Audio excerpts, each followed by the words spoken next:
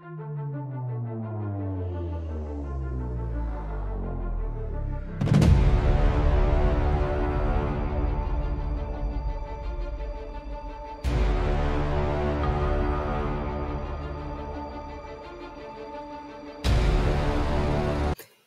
guys, this is Waray. I am back.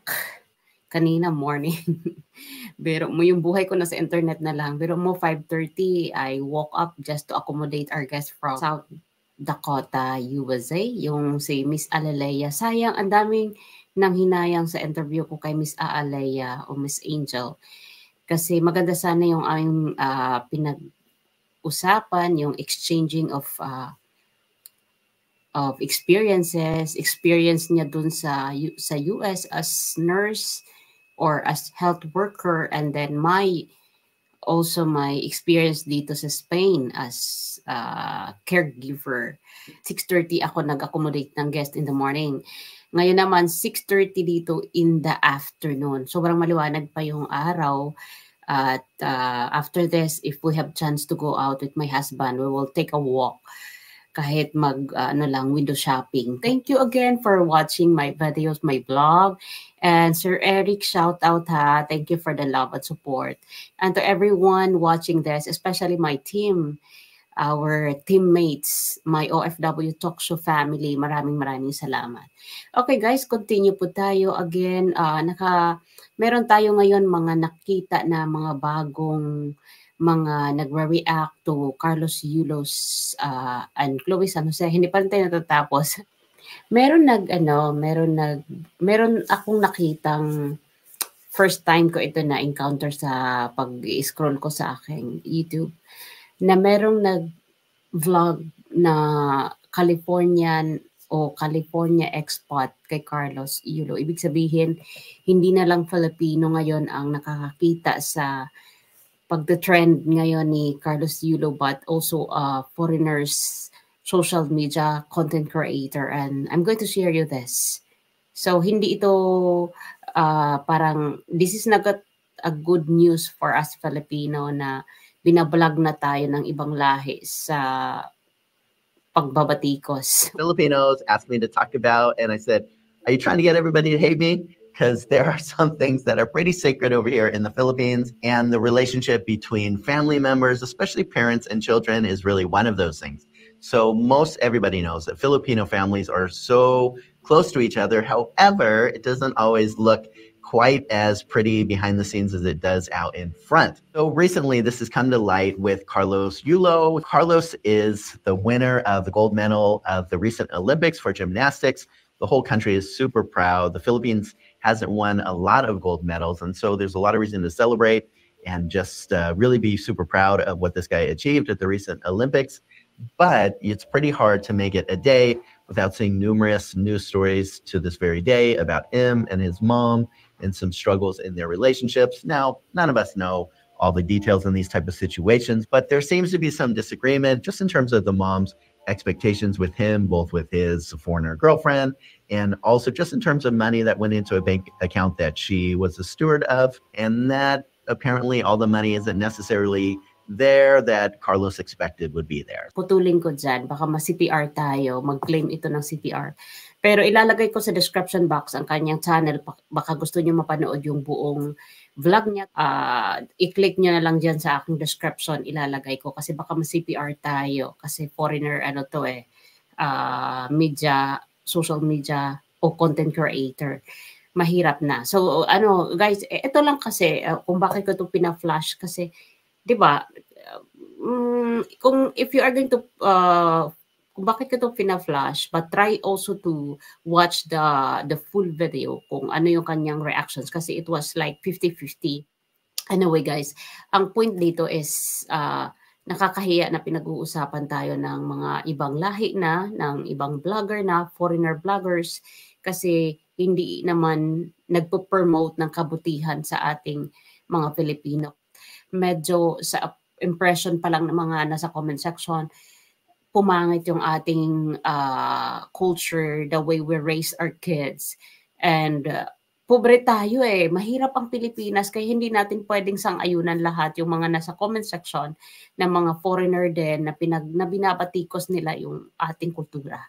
Because of this issue of Carlos family, ayun na, naglipana na yung mga nagko-comment sa atin, yung mga bad side of the Filipino, naglabasan.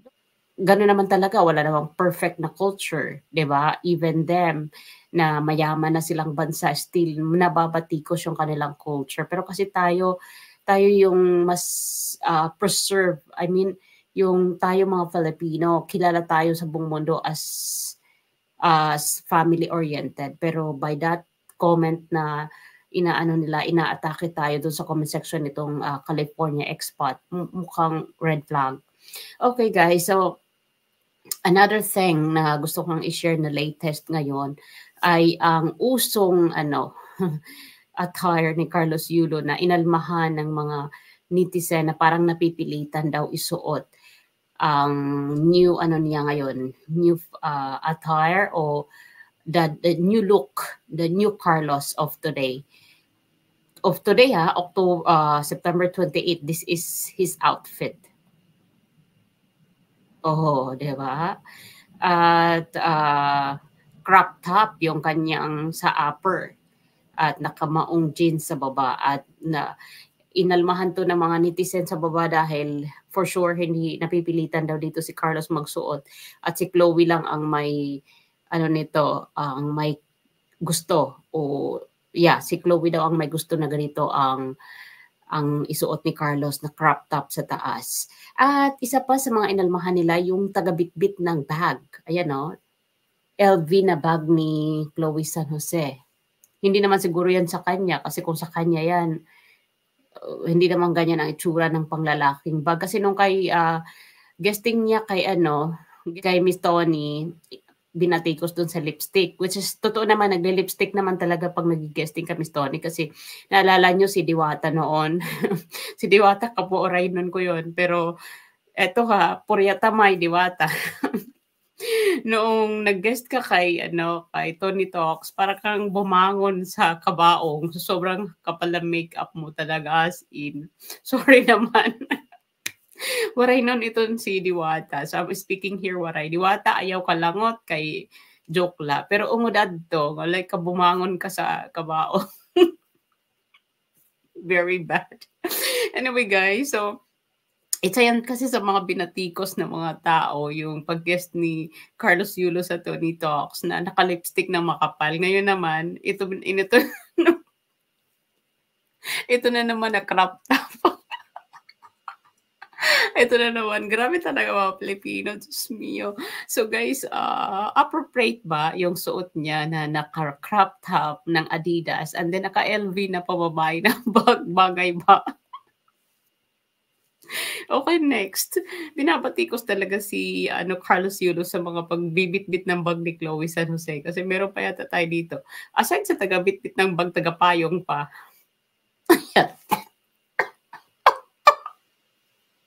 Naku guys, pasensya na. Ngayon lang ako tumawa sa mga vlog ko. Napaka-serious kong tao. Pero ngayon lang ako tumawa. Ginawang taga-bitbit ng mga bag. Another one. Ayan.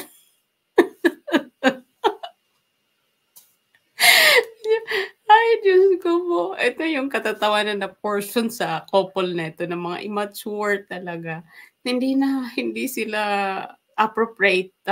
I mean, kasi Carlos, ang ko lang dito punto is, ang ganda ng pangalan mo, yung titulo mo as title. Not only once, but twice.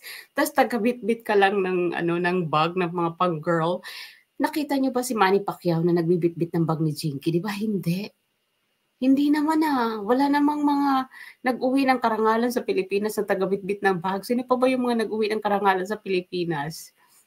Wala tayong gano'n na mga taga-bit-bit ng bag.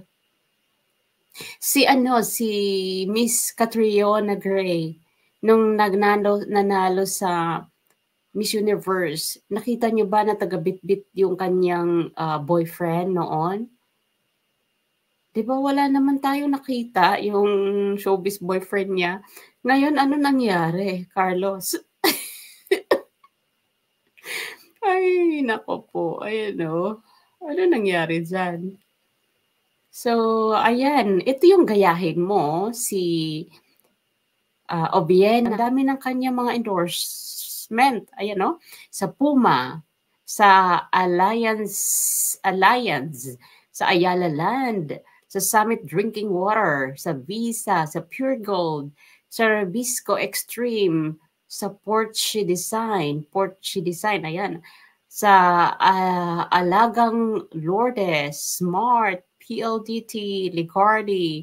Ang dami naman. Sana all. Ganito, Carlos. Hindi na taga-bitbit ka ng bag.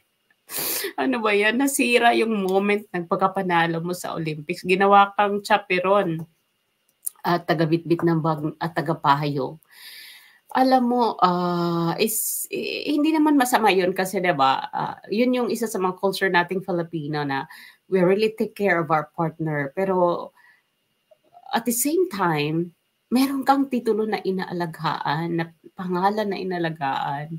Hindi mo naman kailangan sumunod lahat sa inuutos sa'yo ni Chloe kasi sayang yung title mo na ginagawa ka na ngayon sunod-sunuran. That's our point. This is not to don't don't make us wrong o I hope hindi kami masama para sa iyo kasi pinupuna lang natin ang dapat na you don't need to do that na magbitbit ng bag. Kung ayaw ni Chloe magbitbit ng bag, mag-hire siya ng yaya na taga-bitbit. May pera naman na kayo, 'di ba?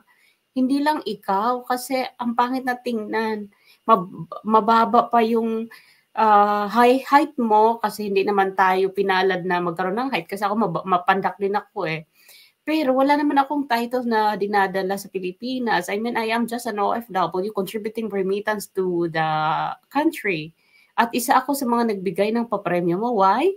Because I am a remittance contributor and that money given to you by the President Marcos was from the remittances and from the taxes of the people. So we have the right to stand up here in our platform and say something about you when it is not good.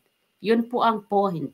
Like yung pagdadala ng bag, hindi mo yan role. Ang role mo ay mag-gymnast, hindi magbitbit ng bag. Ano ba yan? So natawa tuloy ako. Anyway guys, this is just very short for now because ayan, maglalakwat sa kami ni Bihot, yung mister ko. Bye for now, I'm just enjoying my day. Thanks, bye.